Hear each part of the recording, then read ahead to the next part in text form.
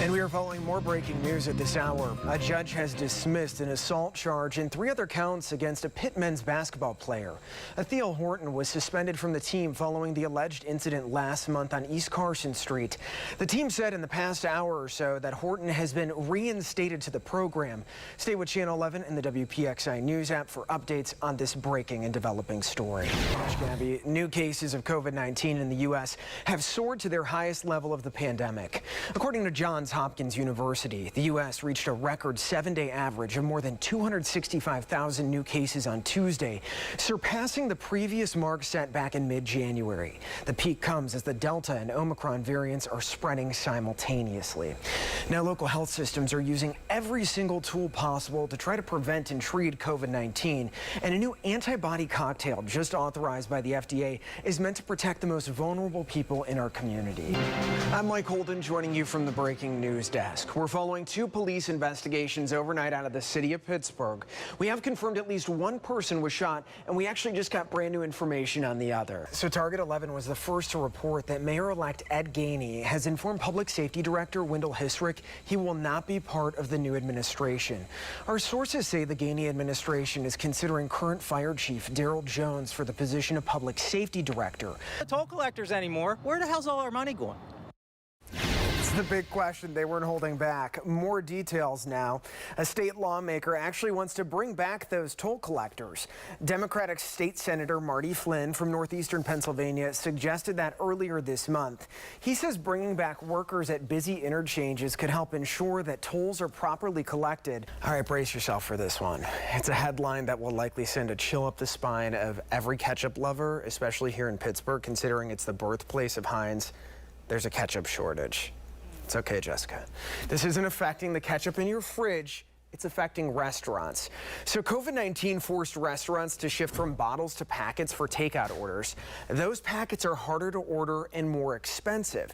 And Heinz was not ready for the rush of orders. So some restaurants are dropping Heinz for generic brands. We know what they are. They'll bring out that plain red bottle and tell you it's Heinz, but it's probably Hunt's. A rough afternoon for sure for the Steelers in Kansas City.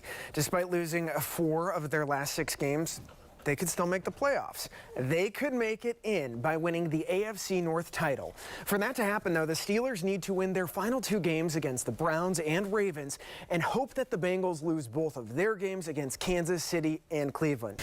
A GoFundMe page set up to help a Pennsylvania family who lost 3 members in a Christmas Eve fire is shut down.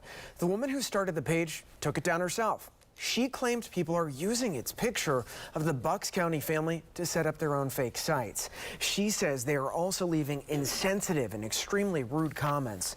We told you about this yesterday. Eric King and 2 of his sons, Liam and Patrick, died Friday when their Quakertown home caught fire. His wife and eldest son escaped but were hospitalized. Investigators believe lights on the family's Christmas tree sparked the fire. There were no working smoke detectors inside of that home. New at 6, a man is facing charges for keeping dozens of animals in horrible condition at his Washington County home.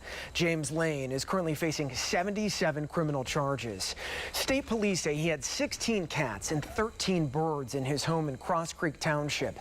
The animals had food and water, but police said the animals were covered in feces and urine, and the cats were flea infested.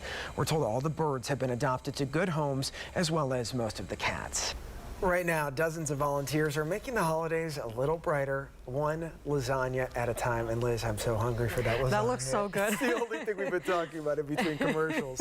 Lasagna Love is a nonprofit that started nearly 2 years ago in California and has since gone national. Yeah, and our Kara Sapita tagged along as one local volunteer made trays of lasagna and explained why giving back in this way means so much to her. Monday will be a historic day for the city of Pittsburgh. Mayor-elect Ed Gainey will be sworn into office as the city's first African-American mayor.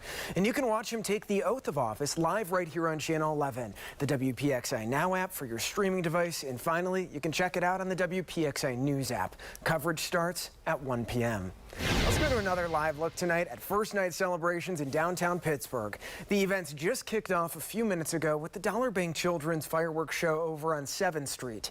Nearly all of tonight's activities will be outdoors, and police are certainly stepping up patrols to keep everyone safe.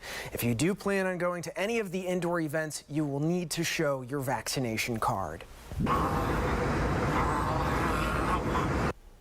Flight attendants are fighting back, defending themselves against unruly passengers like the one you saw right there in that video. We've told you all about the increase in problems on flights this year. Well, tonight we're going behind the scenes. Channel 11's Blair Miller is learning about the unusual steps Homeland Security officials are taking to keep flight crews safe. Supply chain issues could soon get worse because of a COVID lockdown in China. Restrictions are impacting two of the world's biggest chip makers, Samsung and Micron. Giant Eagle reached a settlement over unpaid overtime. A group of store managers in Indianapolis, where the company has a market district in several Get-Go locations, filed that class action lawsuit. It claimed they were owed overtime due to more customer demand. According to our Business Times partners, the settlement is just over $4 million. The average manager will now get around $900. All right, this one has a lot of people talking, saying, now I have to drive even farther for those pancakes.